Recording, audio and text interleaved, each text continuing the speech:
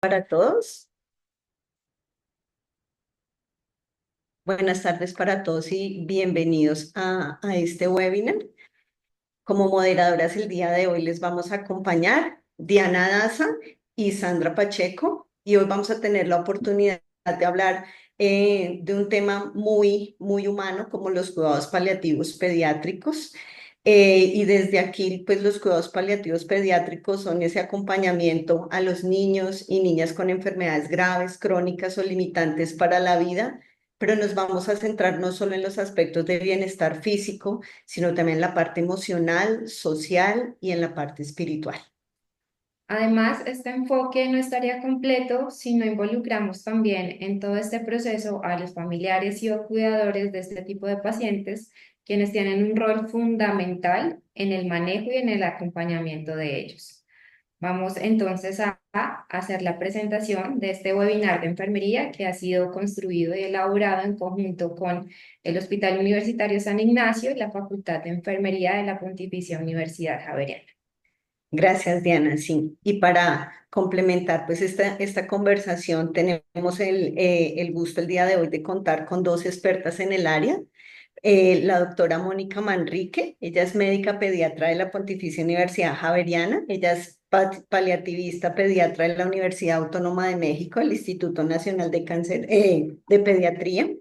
Magíster en bioética de la Universidad del Bosque, paliativista pediatra del Hospital Universitario San Ignacio y actualmente es la coordinadora de la especialización de medicina del dolor y cuidados paliativos pediátricos de la Pontificia Universidad Javeriana. Bienvenida, doctora Mónica. Muchísimas gracias a ustedes por esta maravillosa invitación. Siempre será un gusto para mí hablar de este tema que me apasiona y me llena el corazón de orgullo. Y bueno, no, muchos títulos, pero bueno, eso no, muy largo. Podemos resumirlo en paliativista y apasionada de lo que hace. Muchas gracias. Gracias, doctora. De igual manera, nos acompaña la profesora María Eugenia Rodríguez Escobar. Ella es enfermera, especialista en gerencia en salud ocupacional, egresada de la Fundación Universitaria del Área Andina. Es especialista en gestión ambiental de la Fundación Universitaria del Área Andina y magíster en enfermería oncológica y en cuidado paliativo de la Pontificia Universidad Javeriana. Actualmente es profesora del Departamento de Enfermería Clínica de la Facultad de Enfermería de la Pontificia Universidad Javeriana. Bienvenida, profesora María Eugenia. Hola, muy buenas tardes a todos. Un gusto de acompañarlos. Agradezco mucho la oportunidad de la invitación a participar en este escenario, porque pues es un tema realmente interesante, motivador y que nos sirve a todos los que estamos de cierta manera involucrados en el cuidado de estos niños y de sus familias. Entonces, mil gracias. No, a ustedes por su presencia. Y bueno, empecemos esta conversación con la primera pregunta. Doctora Manrique, ¿qué son los cuidados paliativos pediátricos y en qué momento de la enfermedad deberían iniciarse para dar como este contexto a la conversación? Bueno, entonces los cuidados paliativos, digamos que no cambia mucho la definición de adultos a niños. El cuidado paliativo es la atención integral, holística de todos los pacientes que tienen condiciones amenazantes o limitantes para la vida a través del correcto manejo de síntomas de orden físico, emocional, psicosocial y espiritual. El objetivo principal es mejorar la calidad de vida de los pacientes y de sus familias, por supuesto, y acá tiene un rol súper importante la familia, digamos, en el contexto general, pero en pediatría tiene una participación muy especial y muy específica. Por supuesto que acompañamos también a los pacientes al final de la vida, esto es innegable, pero creo que es uno de los mitos que hay que empezar a romper y que el cuidado paliativo, que sigue todavía muy fuerte ese mito, que es exclusivo del final de la vida, ¿no? Nosotros acompañamos niños con condiciones, lo dije ahorita, amenazantes o limitantes de la vida. ¿Qué quiere decir eso? Las condiciones amenazantes son condiciones para las que existe posibilidades de curación, pero pueden fallar. Eso quiere decir que muchos de estos niños pueden llegar a la curación y el claro ejemplo es el cáncer, o sea que muchos de estos niños no van a fallecer. Y las condiciones limitantes de la vida son condiciones para las que no existe posibilidades razonables de curación, por ende sí se prevén vidas más cortas o expectativas de vida más cortas respecto a la población en general. ¿Cuándo debe empezar ese cuidado paliativo pediátrico? La Academia Americana de Pediatría definió en el 2000 que el cuidado paliativo debe iniciar desde el diagnóstico de una condición que limita o amenaza la vida y debe ir de forma transversal durante toda la enfermedad, independiente del desenlace, incluso más allá de la muerte, si fuera el desenlace, ya hablamos que no en todos los casos va a suceder, acompañando a estas familias en el duelo, porque hay mucho más riesgo además de duelo complicado. Dicen por ahí en un dicho mexicano, nadie está preparado para devolverle un hijo al cielo, si fuera el caso.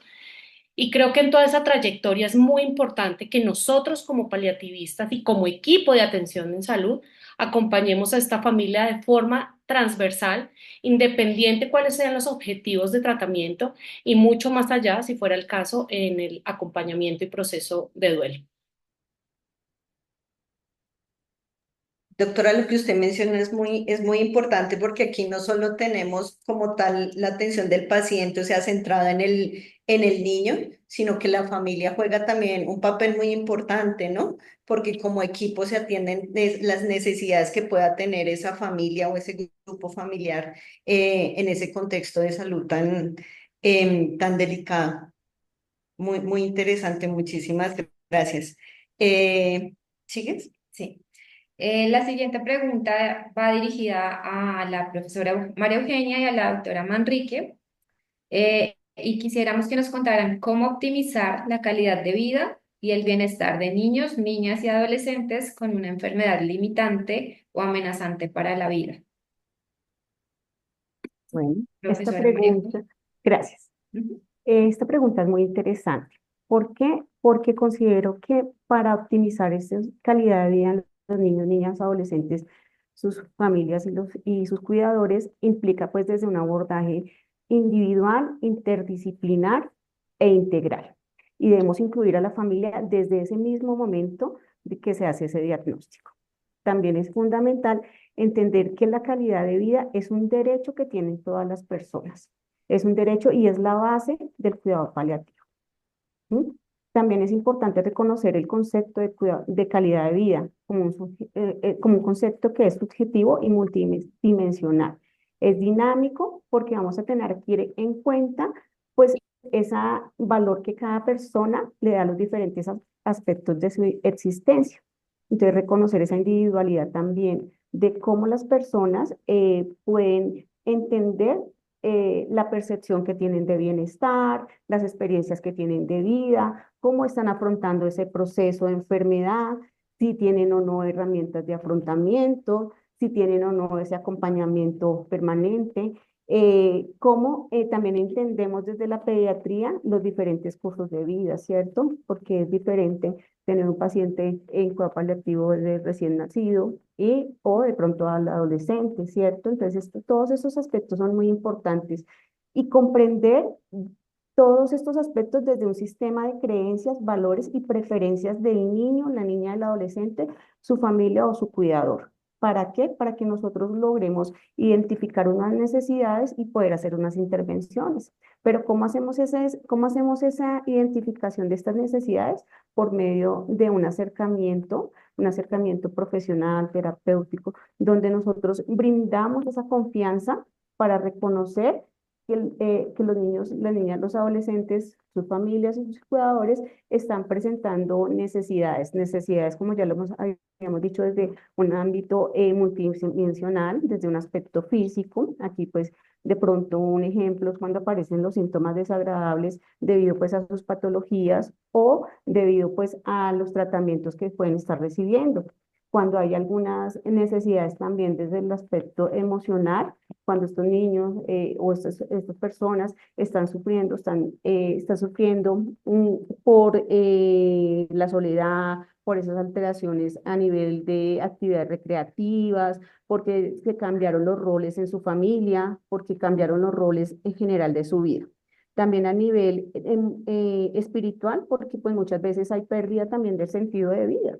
También hay algunas alteraciones cuando ellos manifiestan pues que ya no tienen como importancia el existir o cuando se pierde la esperanza o la trascendencia en la vida. Entonces, todos esos aspectos es invalioso reconocerlos. ¿Por qué? Porque nosotros aquí hacemos ese trabajo multidisciplinar, ¿sí? Porque no trabajamos solo, sino vamos a estar siempre acompañados de un gran equipo, ¿sí? Que puede estar conformado por muchos profesionales, incluidos ahí, pues, los pediatras, los médicos generales, los paliativistas, psicología, trabajo social, rehabilitación, terapias y todas aquellos profesionales que intervengan de acuerdo, pues, a la necesidad que nosotros identificamos.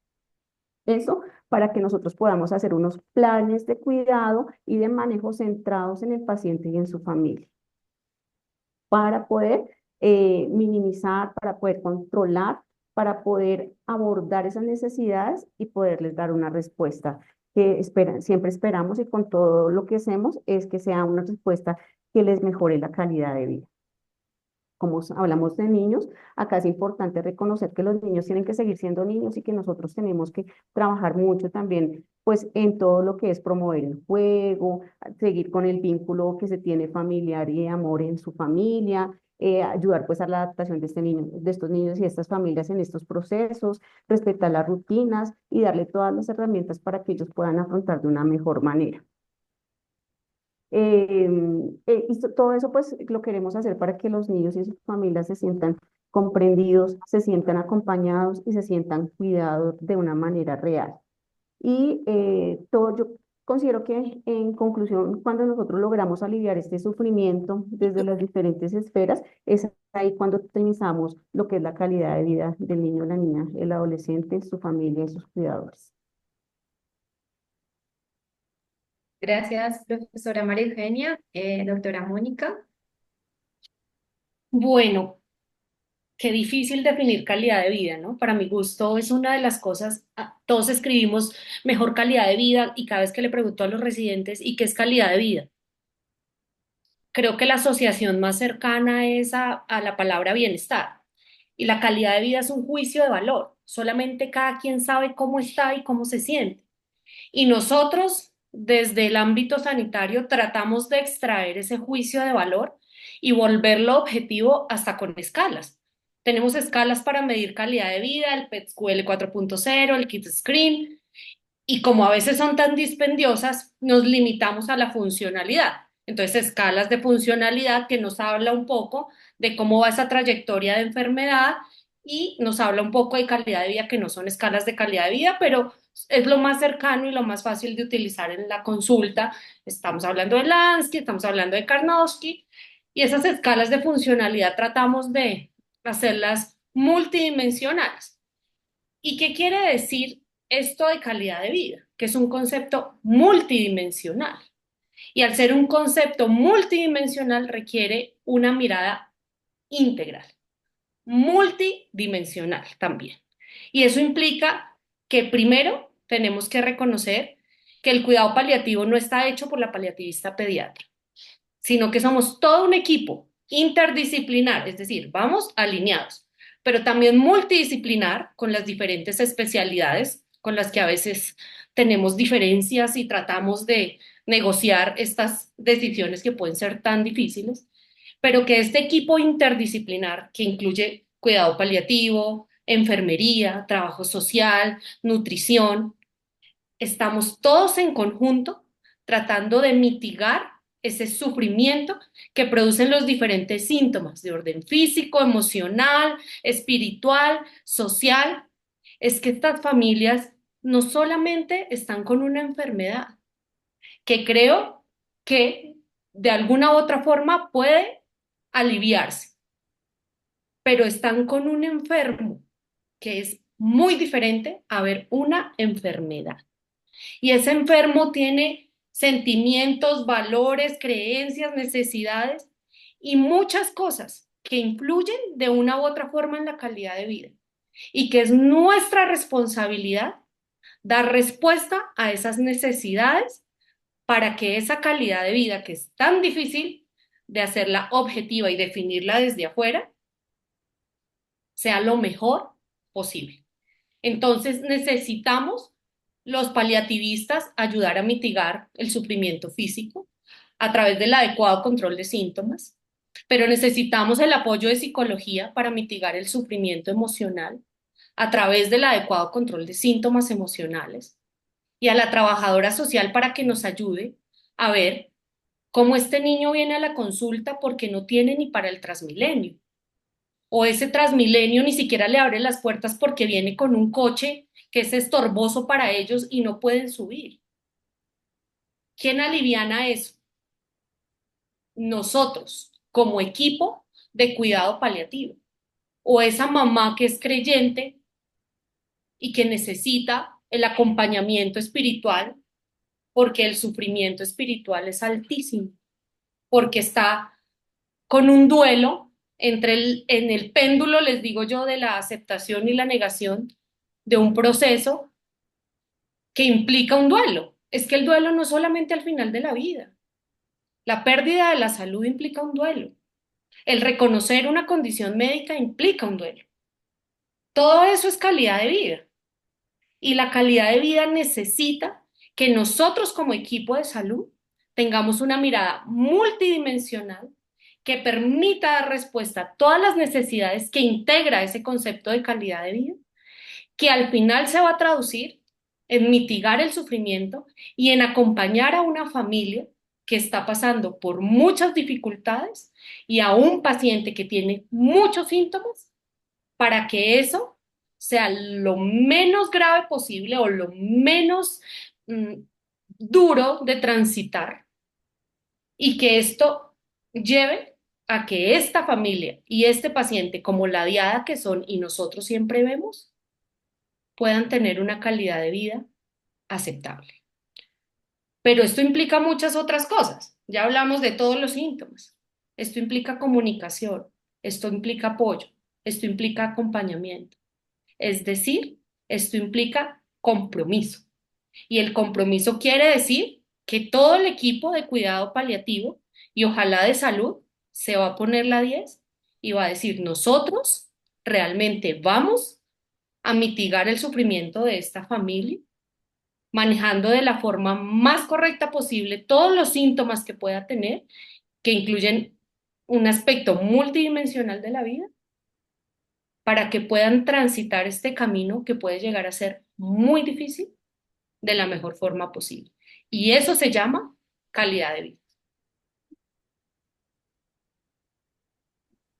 Doctora Mónica, muchísimas gracias. Profesora María Eugenia, muchas gracias. En el transcurrir de este conversatorio, vamos ya centrándonos un poco y poniendo un poquito más los pies sobre la tierra sobre ese concepto de cuidados paliativos. Y realmente estos espacios los abrimos también para actualizar precisamente esos conceptos que podíamos tener detrás de lo que es un cuidado paliativo, pero asimismo también nos va abriendo camino a cómo vamos utilizando conceptos tan comunes como la calidad de vida, pero nos permite ver realmente qué hay detrás de esa calidad de vida, y qué podemos hacer nosotros como miembros de salud, como equipo de salud, para favorecer esa calidad de vida y entender que no es solamente el trabajo de la paliativista o de la doctora Mónica, sino es un trabajo en equipo, en donde debemos definitivamente articularnos con la familia o los cuidadores de ese paciente y favorecer a su manejo. En este orden de ideas, entonces vamos a continuar con la siguiente pregunta. Ok, sí. Y esta pregunta también va dirigida a la profe María Eugenia y a la doctora Mónica. Y cuando hablamos pues ya de la familia, ¿cómo creen ustedes que se apoya a la familia o a los cuidadores en el manejo de la enfermedad desde el cuidado paliativo? Bueno, acá esta pregunta también es muy, muy valiosa porque considero que es uno de los pilares importantes del cuidado paliativo pediátrico y es porque precisamente nosotros acompañamos desde un acompañamiento continuo a esa familia y a sus cuidadores en este proceso tan difícil, ¿no? Porque cuando aparece un diagnóstico de una enfermedad en general, siempre se va a ver afectado no solamente el niño, sino pues la familia en sí, ¿sí? Porque hablamos de que el niño siempre con esa diada del niño y su familia, ¿sí? Pero cuando aún es más duro y más difícil y más complejo, cuando es una enfermedad que es amenazante o limitante para la vida, ¿cierto? Porque estas familias van a tener un impacto severo en su vida, ¿sí? Desde esas diferentes dinámicas, desde los roles, desde esa impacto emocional, desde un impacto físico, social, económico. ¿Sí? ¿Por qué? Porque ellos van a ser enfrentados a muchas situaciones, a un sufrimiento emocional eh, por este diagnóstico, por este proceso que es complejo, a un estrés en la toma de decisiones que muchas veces se ven enfrentados intentando buscar cuál es la mejor decisión que va a aportar en ese cuidado del niño. ¿Sí? Incertidumbre de lo que vaya a pasar en un futuro o en un futuro cercano o lejano, en esos cambios de los roles y de las dinámicas, ¿no? Conocemos que muchas familias tienen que dejar de trabajar alguno de los miembros para dedicarse completamente al cuidado de los niños. Entonces, ahí empezamos a tener unos cambios muy importantes, cambios económicos, porque pues ya, por ejemplo, en este caso, pues ya no se van a recibir dos salarios para sostener la familia, sino solamente uno, con una complicación adicional, ¿cierto? También va a haber un desgaste físico, porque conocemos que muchas de estas enfermedades, los niños tienen que tener una atención 24 horas, los 7 días a la semana, una sensación de impotencia, de verlos muchas veces en su sufrimiento y no poder hacer más. Entonces, es importante aquí entender que apoyar a la familia es tan importante como lo que nosotros hacemos en el cuidado del niño. ¿Por qué? Porque la familia es la base y es el soporte que tiene ese niño. Entonces, es importante reconocer que debemos fortalecerlos, debemos darles esas herramientas que les ayuden a fortalecer esas competencias, esas habilidades para cuidar. ¿Sí? Entonces nosotros empezamos a identificar esas necesidades también cuando creamos esos espacios con las familias donde ellos pueden expresar sus emociones, donde ellos pueden expresar sus temores, donde ellos pueden expresar lo que están viviendo, ¿sí? Y nosotros debemos acompañarlos validando sus experiencias y acompañándolos desde la empatía. Y desde ahí también reconociendo pues que como equipo multidisciplinar podemos abordar pues todas esas necesidades que van surgiendo. También acompañamos de una manera importante toda la parte de educación continua. ¿M? De acuerdo pues a esas necesidades, vamos a abordar pues en cómo fortalecemos que ellos conozcan desde la misma enfermedad, desde el tratamiento, desde el manejo de los síntomas, desde reconocer los signos de alarma, de reconocer los grupos de apoyos que les podían beneficiar, de las rutinas, también de las políticas, de las normas que les ayudan a ellos a enfrentar este tipo de situaciones. Y con esto, pues, hacerlos más partícipes en este proceso que están viviendo y que ellos se sientan involucrados en el proceso de una manera segura. Otro punto importante en este apoyo es promover el autocuidado y evitar pues el desgaste del cuidador.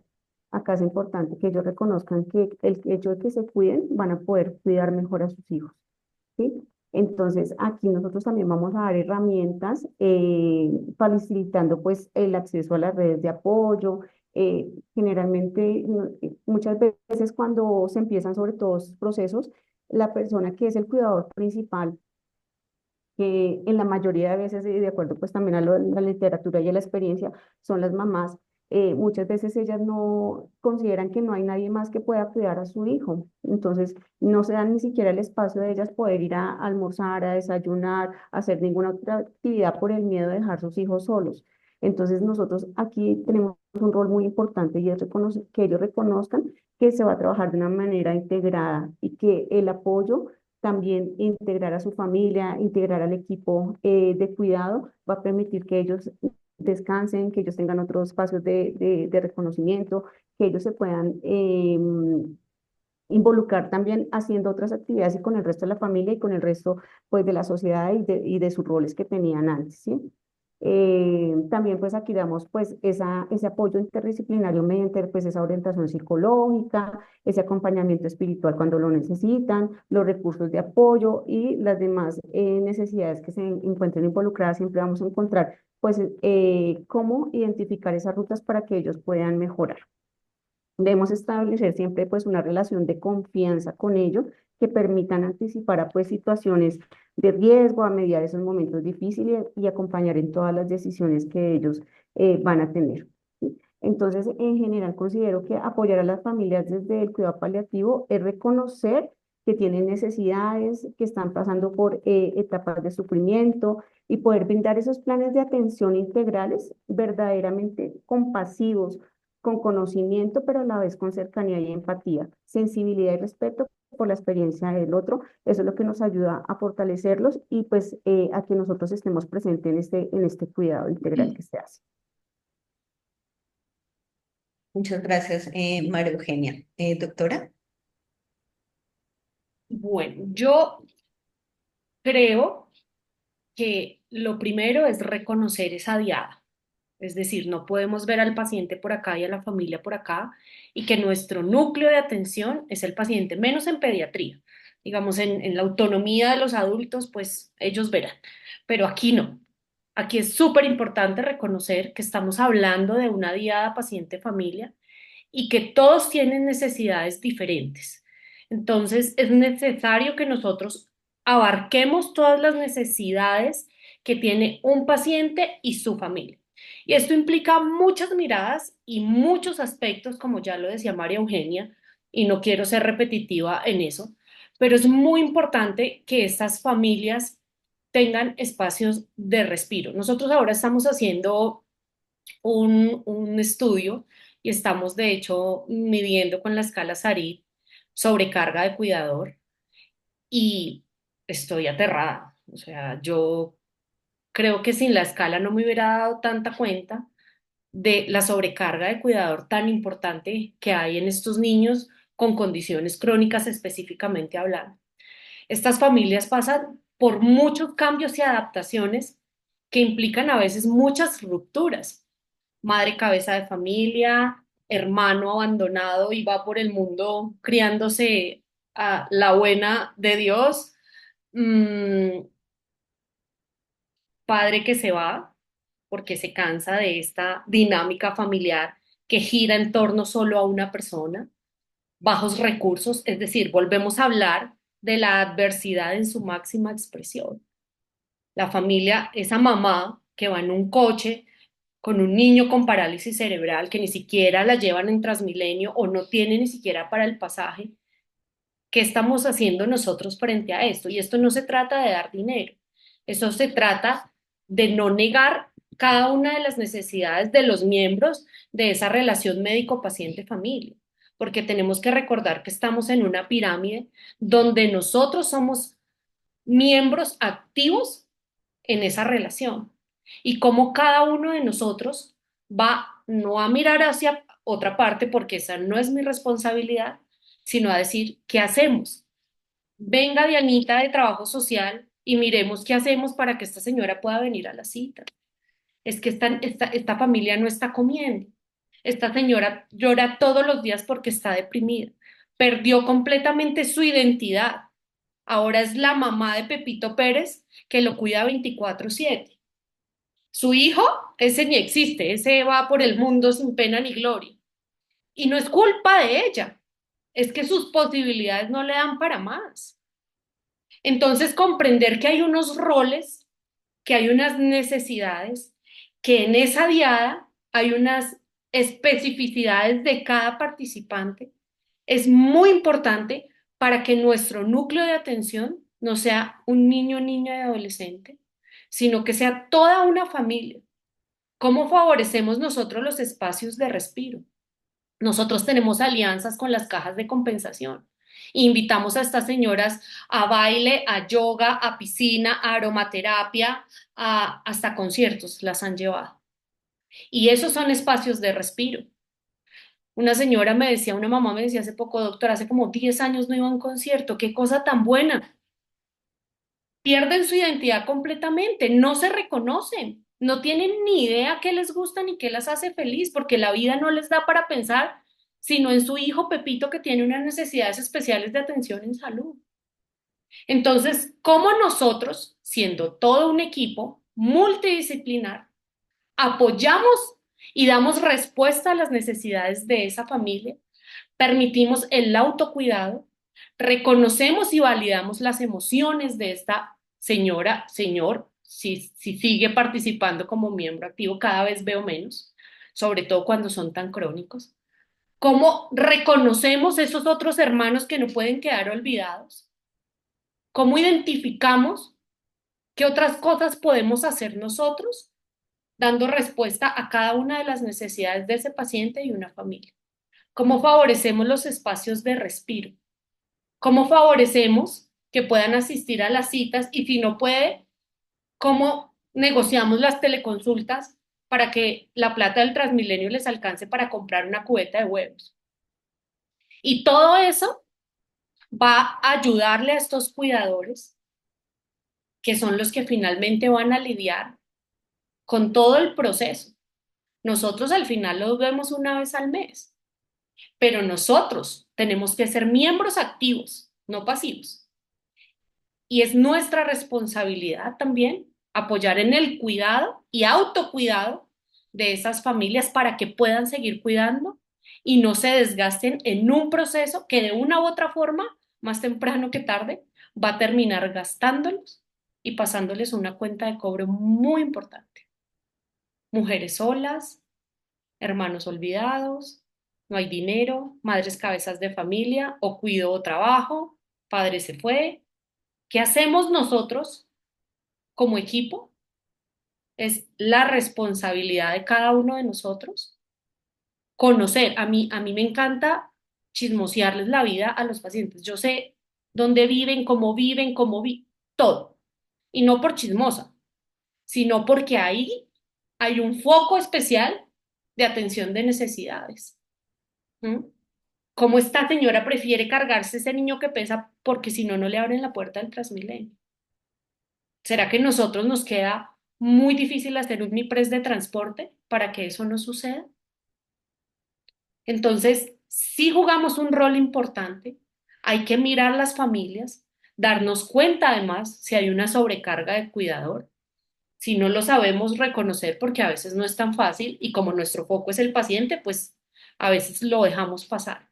Hay escalas específicas para eso y cómo todos nosotros nos estamos hablando e integrando para dar respuesta a esas necesidades, no solo del paciente, sino de toda una familia que las tiene y que tienen mucho riesgo de hacer sobrecarga de cuidador y debemos favorecer momentos, atenciones especiales para ellos que permitan descargar un poco todo eso que traen y esos momentos de respiro donde le digamos, claro que si puedes dejar a tu hijo al cuidado de alguien media hora, alguien lo puede hacer igual que tú, porque además las mamás somos así, ¿no? Súper cuidadoras y como nosotros no hay nadie más. Falso. Hay muchas manos que pueden ayudar y hacerle entender a esto a las mamás no es fácil, sobre todo cuando se han encargado del cuidado crónico de un paciente y nadie lo hace como yo, doctora. Claro que sí, lo primero que vamos a hacer es cambiarte ese chip. Si te vas media hora, no va a pasar nada, tu hijo no va a fallecer. Y hablar con las familias, hablar. Es que esto no es, ¿le duele? Pepito ha estado bien, ha tenido crisis, no, todo bien, igual manejo. Tomémonos cinco, volvió y las cámaras de eso.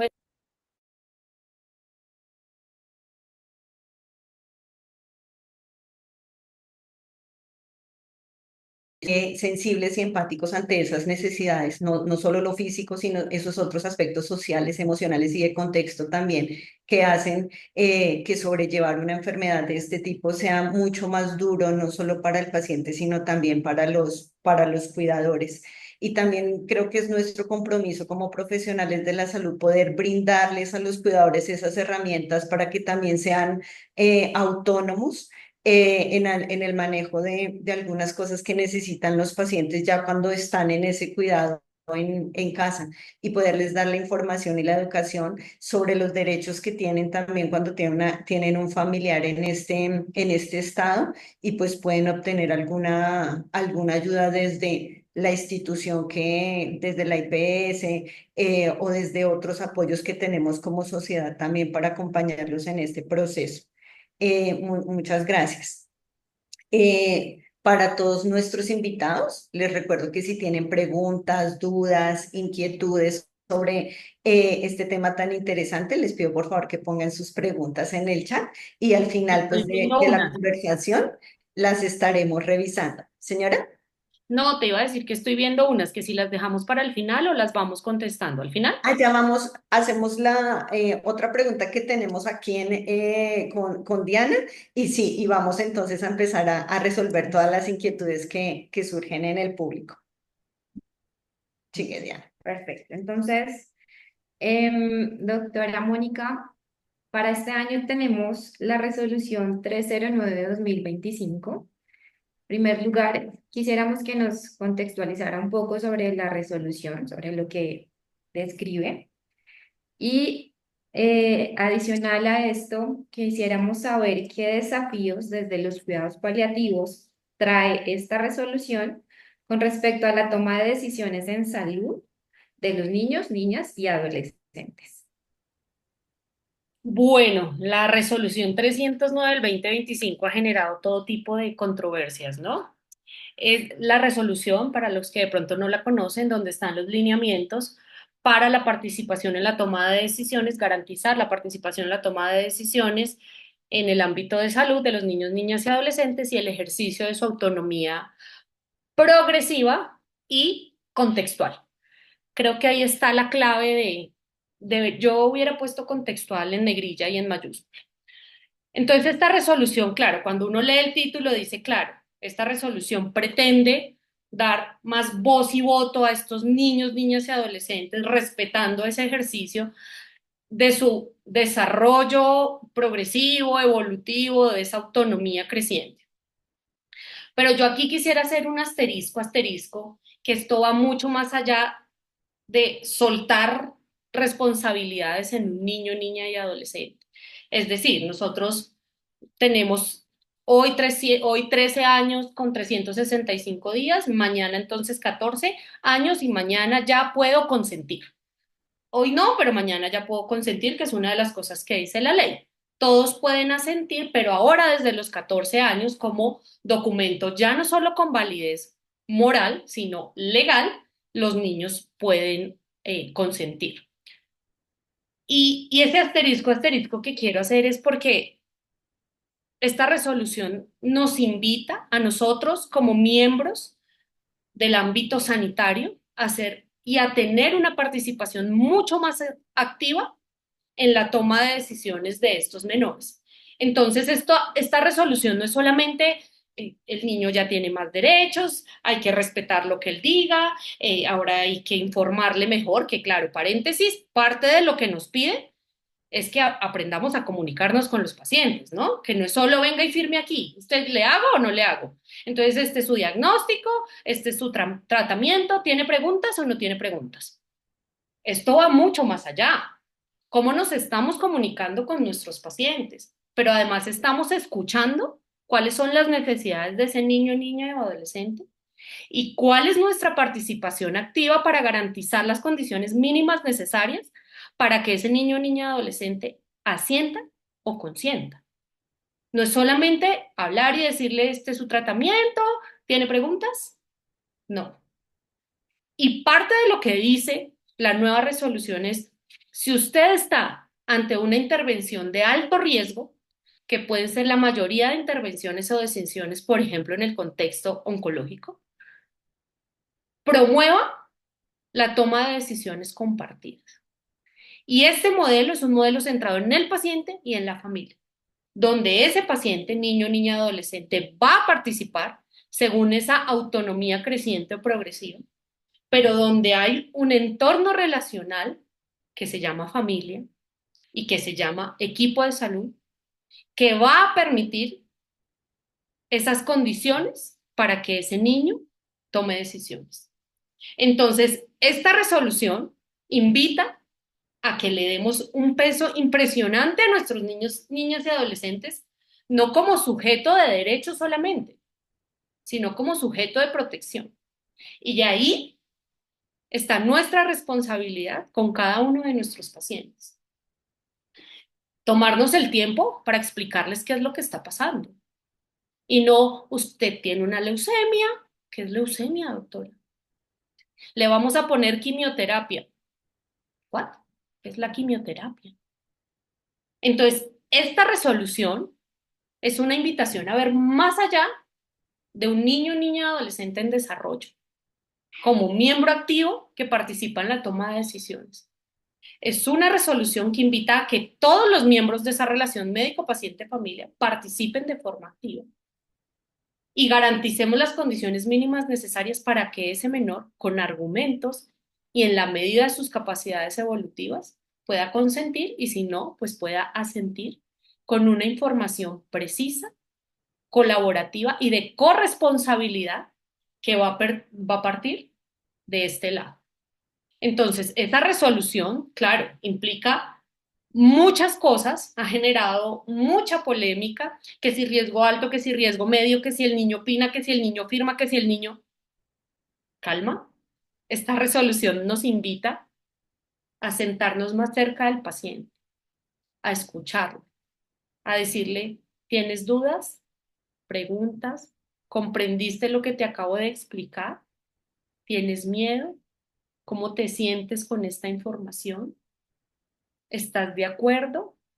¿Te parece que de pronto podríamos utilizar otra herramienta? Ese procedimiento entiendo que para ti puede ser miedoso, pero quiero explicarte que de pronto no es tan así y entonces la aguja es chiquitica y entonces a que nosotros aprendamos a comunicarnos con ese niño, niña y adolescente, a que integremos una familia, porque es que el niño no ejerce su autonomía de forma aislada. La autonomía no es un acto aislado, es un acto que se construye en una dinámica y en un entorno, donde nosotros y todos los miembros de ese entorno tienen que apoyar a ese niño, niña, adolescente para que realmente pueda ejercer su autonomía.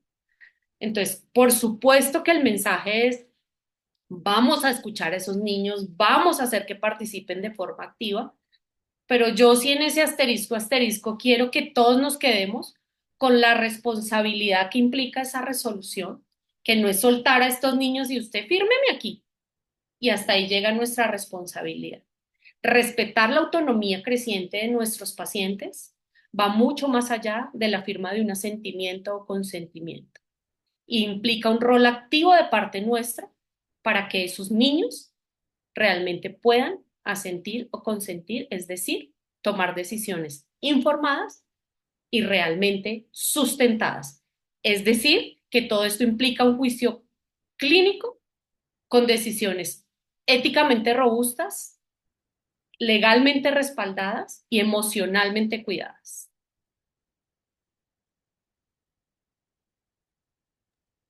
Doctora, muchas gracias por su intervención. Definitivamente es darle una vuelta a la perspectiva que tenemos de esa resolución, porque claro, al primer momento de escuchar o de leer de lo que trata, nuestra reacción puede ser, ¿cómo va a ser posible esto?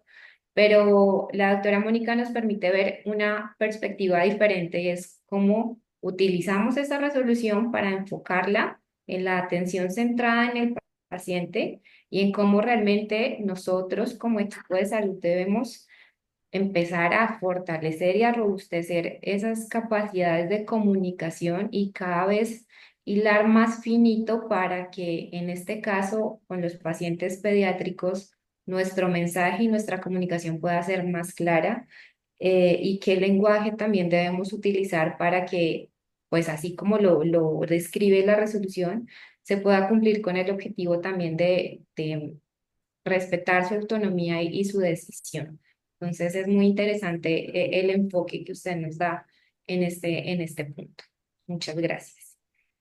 Dando continuidad, Entonces, vamos a pasar a la sesión de preguntas. La profesora Sandra nos va a ayudar a leer la primera pregunta. Bueno, dentro de las preguntas que han puesto nuestros participantes tenemos esta primera. Buenas tardes. ¿Cómo a veces asumir el dolor de la familia y el niño con cáncer, ya que a nosotros como enfermeros nos afecta también? Y doctora y profe María Eugenia, allí es cómo manejamos nosotros desde el equipo de salud el dolor que vemos que experimenta el paciente, que experimenta la familia, cómo en el equipo interdisciplinario también se maneja ese dolor. Mm, Es una pregunta muy importante porque cuando nosotros hablamos de apoyar a la familia y los cuidadores, aquí también nosotros tenemos que entrar a tener conciencia también de cómo nosotros que somos cuidadores también debemos cuidarnos. ¿Sí? Y sí, realmente afecta mucho cuando nosotros abordamos con el corazón y trabajamos con ese compromiso, tener pues, los pacientes y ver cómo sufren, ver todas las necesidades que tienen, ¿sí? Muchas veces con muchas barreras también de lo que nosotros quisiéramos hacer y que fueran nuestras realidades, ¿cierto? Entonces aquí es importante que nosotros también nos capacitemos, busquemos herramientas también que nos permitan expresar lo que nosotros sentimos, buscar esas redes de apoyo. Generalmente las instituciones cuentan con ese acompañamiento, entonces hacer, no considerate que el hecho de que a mí me duele, que estoy sintiendo, es algo malo. Al contrario, nosotros somos seres humanos y también sentimos ese dolor, sentimos la necesidad también de expresarlo. Entonces, ¿cómo buscar también esas herramientas y esas ayudas profesionales para nosotros buscar fortalecernos para poder seguir cuidando? Considero que eso es lo más importante. Gracias, María Eugenia. Doctora, ¿cuál es su consideración? ¿Cómo se manejan esas emociones? Bueno, yo creo que primero nos toca cambiar la palabra asumir. Y ese es un gran error porque nosotros no debemos asumir eso como propio. Y ahí es cuando vienen esas cargas tan pesadas. Una cosa es acompañar y otra cosa es yo me echo este sentimiento, sufrimiento del otro al hombro y me lo cargo como propio, ¿ok? Y hay otra cosa que además quiero aclarar y es, vamos a cambiar términos de fatiga por compasión. Lo que realmente genera fatiga es la no compasión. Y hay estudios que han demostrado que la fatiga nuestra termina siendo por no compasión.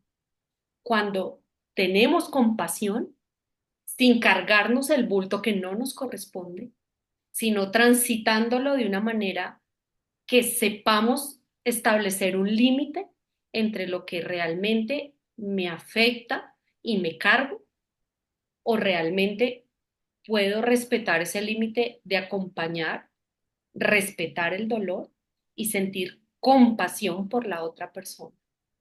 Y cuando sentimos compasión, esa carga baja, sin necesidad de asumir como propio una emoción que no nos corresponde cargar. Entonces, no es asumir, es acompañar, es transitar con las familias, es sentir compasión por esas familias y eso permite que yo ayude, que yo apoye desde las diferentes esferas donde lo pueda hacer y que yo no me cargue con cosas que no me corresponden. Por supuesto, cuando estoy frente a la muerte, todo el tiempo llega un momento en el que uno además se puede cargar y ni se da cuenta, ¿no? Está tan lleno de noticias difíciles y negativas que llega un momento en que uno está hecho una fiera y ni, pero ¿qué me pasa? Estás cargado. Y aquí hay que aprender a manejar eso y hay muchas estrategias de autocuidado. Debriefing, hacer balling, ir a terapia, por supuesto que todos los paliativistas deberíamos ir a terapias y todos los que nos metamos en este asunto, porque es muy difícil a veces, por más que quieras establecer límites, dices, esta historia me supera, esta historia me toca el alma. Pero hay que aprender a transitar estas historias sin tomárselas tan profundamente porque acaban contigo. Imagínate tú, empezando porque te pondrías a llorar con todos los pacientes, cada paciente trae una historia más triste que la anterior y eso no te permite estar en los 5 sentidos necesarios para apoyar, cuidar y acompañar. Y si ya empezamos a sentir esa carguita de emociones que de una u otra forma pueden tocarnos, pues ejercer herramientas de autocuidado, las que a cada uno le funcionen. El ejercicio, el yoga, el mindfulness, que ojalá no sea el alcohol y esas cosas, que a cada uno le sirvan, y otras estrategias que serán más grupales de acompañamiento por psicología, de debriefing, de evaluating y de todas esas cosas que hemos hablado. Es necesario, importante hablar, reconocer, asumir que esto puede suceder, que esto hace parte de lo que nosotros hacemos, a lo que nosotros nos metimos de cabeza en este camino, pero que hay que permitirnos también a veces sentir, hay que permitirnos y aceptar que esas emociones hacen parte de la experiencia humana y que si las transitamos de una forma apacible con nosotros mismos, vamos a poder seguir acompañando y ayudando sin que esto se vuelva un caos para nuestra vida personal, porque no podemos permitirlo. ¿Ok? Una cosa es acompañar, ayudar, apoyar, y otra es cargarnos cada una de estas emociones y de estos pacientes. No seríamos funcionales ninguno de nosotros. De acuerdo, doctora, muchas gracias. Luz Estela Salamanca quiere preguntarle a usted, doctora, como paliativista pediatra, ¿qué ha sido lo más difícil al abordar a padres de neonatos con una condición limitante para la vida o un proceso fin de vida? Yo creo que cada paciente ha sido difícil en su condición, en su momento, en su historia. Yo no podría decirles que un paciente ha sido menos difícil si estamos frente a un final de vida. Puedo contarles anécdotas más bien de momentos muy fuertes, y creo que una de las que más me ha costado o en ese momento quizá me tocó un poco fue la de una gestante que había tenido 8 pérdidas. Logra por fin quedar embarazada y ese bebé se asfixia cuando nace y fallece. Y su camiseta, toda su ropa, tenía la estampa del bebé. Te esperamos, Mateo. Eres lo mejor que nos ha pasado en la vida. Gracias por existir. Y un bebé que existió 5 días. Esta mamá se tiró al piso, lloró, gritó, y tú en esos momentos dices, ¿qué palabra puede mitigar este dolor? Ninguna. Cualquier cosa que yo diga es una bobada, porque solo puedo sentarme a su lado, abrazarla y quedarme en silencio, porque no hay nada más que decir. No hay ninguna posibilidad de mitigar el dolor de esa mamá. Y podría contarles 500 más. Y lo que les quiero decir con esto es que cada historia es única. Cada historia es difícil en su mundo y en su sentido. Y cada historia requiere un abordaje diferente y cada historia genera emociones diferentes. Así que, pues lo más difícil siempre será estar, acompañar. Eso siempre será muy difícil.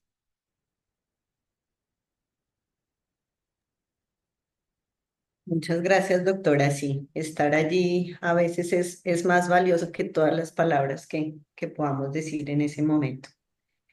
Aquí tenemos otra pregunta de Kelly Joana y nos gustaría que la contestara la profe María Eugenia. ¿Cuál consideran ustedes que es la forma adecuada para explicarle a un niño lo que son los cuidados paliativos? Bueno, yo considero que la forma más adecuada va a ser siempre con sinceridad, con honestidad, con ternura, con comprensión y vamos a tener en cuenta sobre todo la adaptación de la edad que tenga el niño y su desarrollo, ¿sí? Vamos a buscar estrategias que nos permitan que ellos conozcan que estamos allí para acompañarlos, para cuidarlos, para protegerlos y para ayudarlos a que estén mejor. Entonces, muchas veces, sobre todo cuando estamos nosotros haciendo los inicios y el primer contacto con los pacientes, a veces ellos nos huyen, ¿m? Y nos huyen, y sobre todo los enfermeros, sufrimos mucho de eso, pues debido pues a que nosotros somos los que acompañamos y hacemos muchos de los procedimientos que a ellos a veces les generan miedo y mucho dolor y mucho sufrimiento. Pero cuando nosotros empezamos a trabajar con ellos, cuando nosotros hacemos ese acercamiento, cuando damos esos espacios de que ellos también puedan expresarse, cuando ellos vemos que nosotros los tratamos con respeto, con cariño y con amor, empezamos a ver que el niño también va haciendo como una adaptación y se va abriendo también para que nosotros podamos expresarnos. Buscar esos momentos precisos para nosotros poder explicarles. Hay muchas formas de comunicarnos con ellos. Nos comunicamos desde el juego, nos comunica un juego terapéutico, nos comunicamos a medidas del arte, nos comunicamos con la música, nos comunicamos con todos esos aspectos, nosotros buscar cómo ese niño va a entender qué es el cuidado paliativo, para qué sirve y por qué estamos ahí.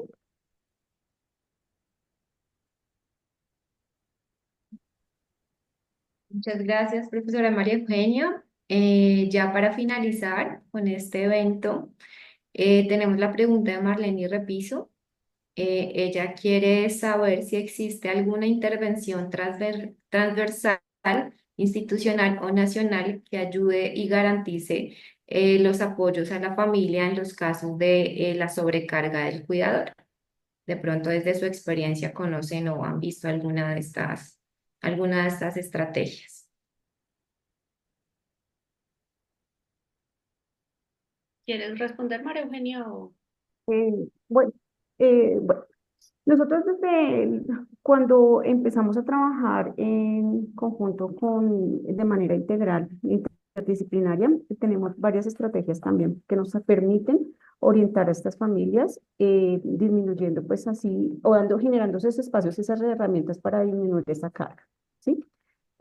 También se han generado espacios como cuáles. Entonces, poderles, digamos, reunir con otras personas que están viviendo esas experiencias y que puedan hablar, que puedan expresar lo que están sintiendo, que puedan no sentir que son los únicos que están viviendo y que tienen esa carga, sino pues que se puedan unir y trabajar en red.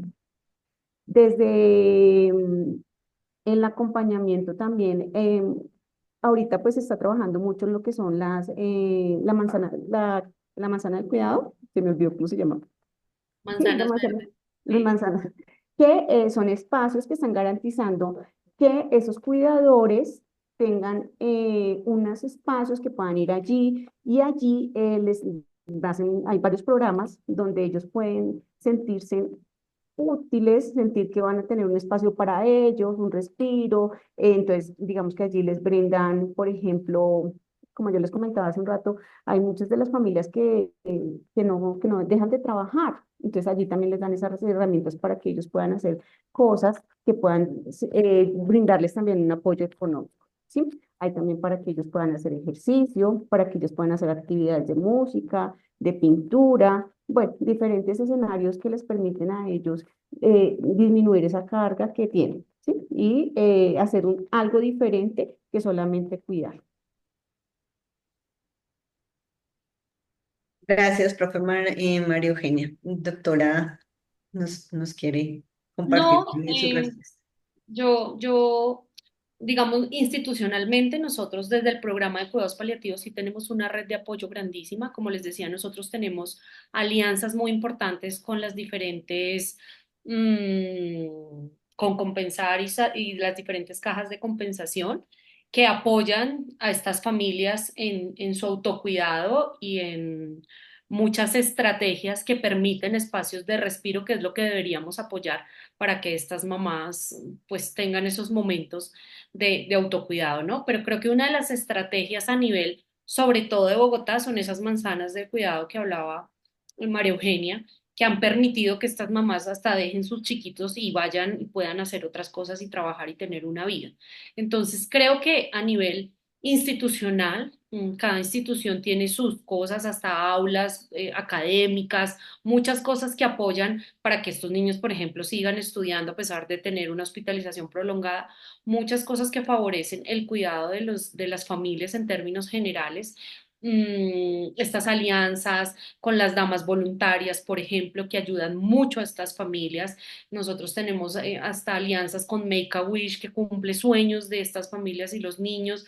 Todo esto de una u otra forma aporta al bienestar familiar y a nivel ya más local o más grandecito, que es en Bogotá, porque esto no está en otras partes, tenemos espacios de respiro que ha favorecido la alcaldía, como las manzanas del cuidado, y desde los diferentes espacios y entes institucionales, espacios de diferentes actividades para que estas mamás puedan reunirse y pues por lo menos charlar un rato y no estar tan solas.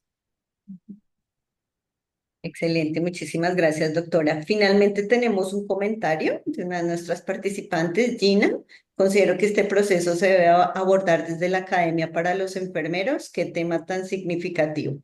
Sí, para nosotros también es muy importante que dentro de esas competencias que tienen nuestros profesionales, no solo de enfermería, sino en general de las ciencias de la salud, conozcan el cuidado paliativo, pues no solo en pediatría, en los adultos, que conozcan cuáles son las necesidades de los pacientes que trascienden más allá del aspecto físico y que a partir de ello, pues aporten también con su conocimiento y sepan acompañar en los diferentes momentos de estas etapas de la enfermedad y la experiencia que viven las personas que tienen la patología, los niños, las niñas, y cómo también podemos acompañar de una manera acertada, siendo empáticos y teniendo una escucha activa también a las familias que están viviendo este proceso. Doctora Mónica, profe María Eugenia, muchísimas gracias por sus valiosos aportes. Creo que este ha sido un espacio maravilloso donde pudimos dar claridades sobre qué es el cuidado paliativo, cuál es nuestro rol dentro de ese equipo interdisciplinario, cómo podemos trabajar para darles herramientas a los pacientes y a las familias para que puedan transitar mejor esta experiencia de salud. Muchísimas gracias por sus aportes y a todas las personas que participaron en este webinar. Muchísimas gracias y esperamos vernos en otro espacio para seguir aclarando y dando luces sobre otros aspectos de la salud y cómo podemos aportar como equipo profesional. Muchísimas gracias. Que tengan una feliz tarde. Doctora Mónica y María Eugenia, muchísimas gracias. Gracias a ustedes. Gracias. Gracias. Hasta luego. Gracias, que tengan feliz tarde.